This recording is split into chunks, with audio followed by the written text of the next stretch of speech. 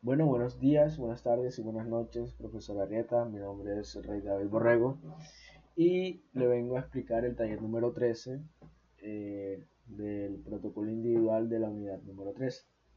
En este primer ejercicio se nos pide crear una clase madre abstracta, que la llamaremos en este caso la figura, en el que va a tener como método, aquí está declarado, el calcular área.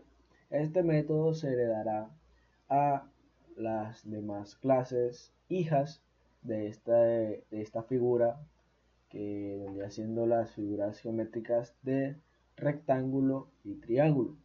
Por último, en el main eh, se mostrará que esta heredación se llevó a cabo de manera correcta. Entonces, aquí en la clase de figura la declaramos public abstract class figura y en ella crearíamos el método que vendría siendo el de calcular área.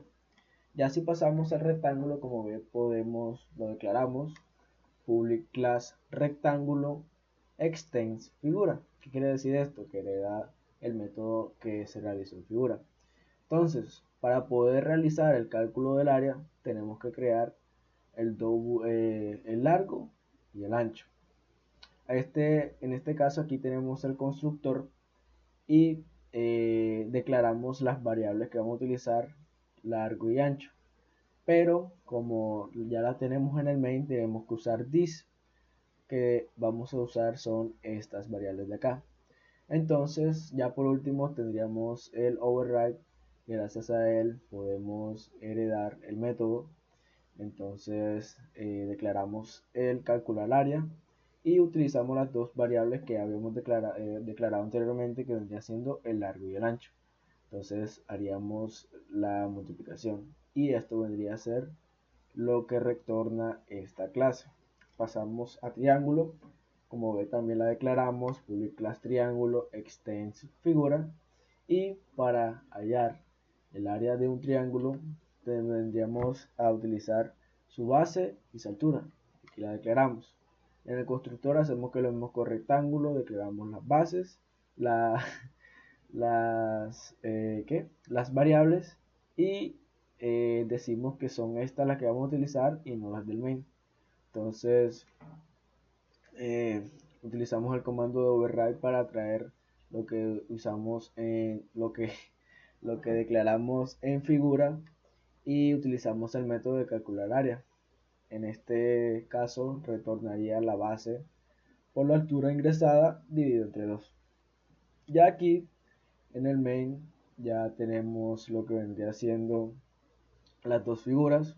Aquí, como ven, las declaramos dentro del main y utilizamos las dos variables que vendría siendo largo y ancho en este caso, y se le asignan valores. Ya después se imprime un mensaje que vendría siendo el área del rectángulo, eh, que vendría siendo esto gracias al calcular área que utilizamos en en la clase de rectángulo. Asimismo, con la de triángulo, declaramos triángulo y le asignamos los valores de 7 y 2 en este caso. Ya después imprimiríamos el mensaje del área de esta misma. Entonces, ejecutamos. Como puede observar, el área del rectángulo vendría siendo 12 y el área del triángulo vendría siendo 7. Entonces, eh, esto sería todo. Ahora pasamos al ejercicio número 2. Bien, en este ejercicio número 2 utilizaríamos lo que vendría siendo la herencia múltiple, en la que se aplican las interfaces. ¿Qué se nos pide? Crear dos interfaces, que vendrían siendo la de nadador y la de volador, que estas nos ayuden a ser las mostradas dentro de la clase de pato. Entonces creamos interfaz nadador, el método de nadar, y creamos la interfaz de volador, que nos mostraría o nos ayudaría sí, a mostrar el método de volar. Ya pasando a pato, la creamos pato, que implementa lo que vendría a estar dentro de volador y nadador, lo que creamos anteriormente. Utilizamos los dos comandos de override y dentro de estas interfaces ya declaradas mostramos el mensaje de el pato está volando y el pato está nadando. Dentro del main o de la prueba del pato, dentro de este main se utiliza la variable de pato y los dos métodos que vendrían siendo el volar y nadar. Entonces ejecutamos, como puede observar, aquí se muestran los dos mensajes, el pato está volando y el pato está nadando. Espero que haya sido de su agrado este taller número 13 y con esto concluiríamos lo que vendría a ser el protocolo individual. Muchas gracias.